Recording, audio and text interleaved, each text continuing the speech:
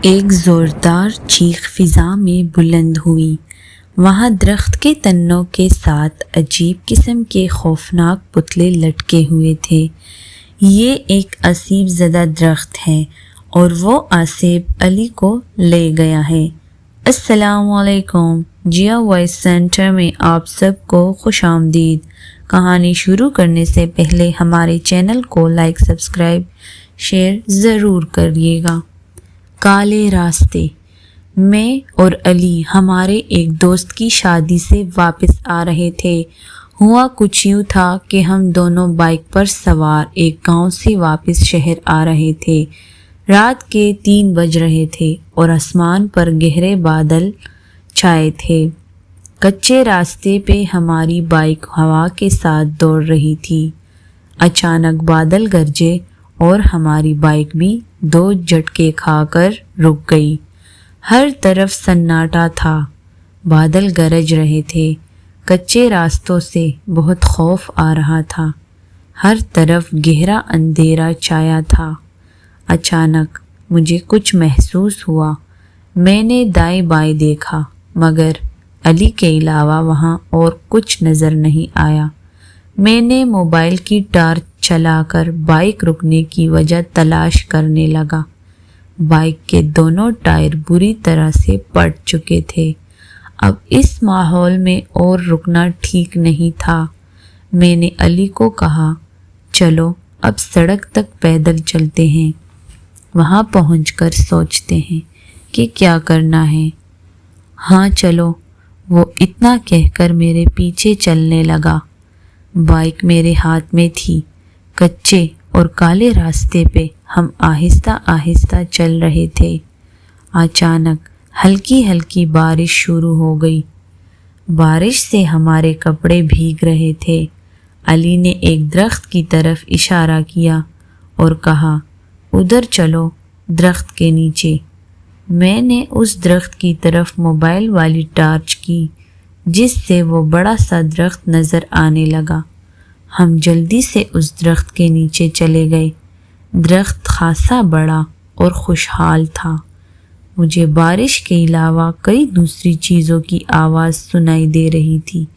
اچانک درخت پر بیٹھا الو چلانے لگا۔ یوں لگ رہا تھا جیسے اسے کوئی کاٹ رہا ہو۔ الو چیخو پکار کر رہا تھا۔ میں نے ٹارچ اوپر کی مگر وہاں کچھ نظر نہیں آیا۔ علی، یہاں تو کوئی نہیں ہے۔ میں نے ٹارچ علی کی طرف کی اور میری بات ادھوری رہ گئی۔ وہ اب وہاں نہیں تھا۔ علی، کیا تم درخت کے دوسری طرف چلے گئے؟ میں درخت کی دوسری طرف جاتے ہوئے آواز لگا رہا تھا۔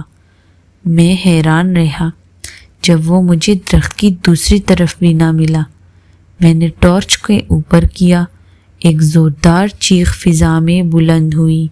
وہاں درخت کے تنوں کے ساتھ عجیب قسم کے خوفناک پتلے لٹکے ہوئے تھے۔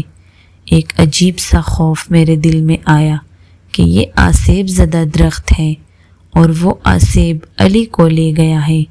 میں نے بائک وہیں چھوڑ دی اور اسے آس پاس تلاش کرنے لگا۔ میرا دل مسلسل تیز رفتار سے دھڑک رہا تھا۔ میں بارش میں بھیگتے ہوئے اسے آس پاس تلاش کر رہا تھا۔ علی کو آوازیں لگا لگا کر میرا گلے میں اب درد شروع ہو چکا تھا۔ اتنے اندھیرے میں کوئی بھی خوف کھا سکتا تھا۔ میں اس آس پاس ہر جگہ تلاش کر کے واپس بائک کے پاس آیا۔ بارش رک چکی تھی۔ میں بائک کو درخت سے تھوڑے فاصلے پر کھڑا کر دیا۔ مجھے اس درخت سے خوف آ رہا تھا۔ کچھ دیر پہلے میری آنکھوں میں نیند تھی مگر اس وقت میں سو کیسے سکتا تھا؟ علی کے اچانک غائب ہو جانے سے میں سخت خوف کا شکار ہو چکا تھا۔ میں مسلسل درخت کو دیکھ رہا تھا۔ میرے کندھے پہ کسی نے ہاتھ رکھا۔ میں نے تیزی سے بائک سے چھلانگ لگا کر پیچھے دیکھا۔ وہاں علی عجیب سی مسکراہٹ لیے کھڑا تھا۔ میری جان میں جان آئی تو میں اس کے قریب جا کر اسے غور سے دیکھا۔ کہاں گئے تھے تم؟ میں نے ذرا غصے سے پوچھا۔ بس یوں ہی سیر کو نکلا تھا، اس نے بڑے آرام سے کہہ دیا تھا۔ میری حالت ابھی بھی خوف میں ڈوبی تھی۔ مجھے علی کچھ عجیب سا لگ رہا تھا، جیسے وہ علی نہیں تھا، کوئی اور ہو۔ وہ بات بھی الگ انداز میں کر رہا تھا، لیکن میں اسے کچھ کہہ نہ سکا، کیونکہ اگر وہ آصف ہوتا تو مجھے مار دیتا۔ ہم وہاں سے روڈ تک آئے اور وہاں سے ایک کار سے لفٹ لے کر شہر پہنچ گئے۔ وہ علی تھا یا کوئی اور، میں پھر اس سے نہیں ملا۔ کہانی پسند آئی ہو تو ہمارے چینل کو لائک سبسکرائب ضرور کریے گا، اور ایسی مزید کہانیاں سننے کے لیے ہمارے چینل کو وزٹ کریں۔ ملتے ہیں نیکسٹ کہانی میں، تب تک اللہ حافظ۔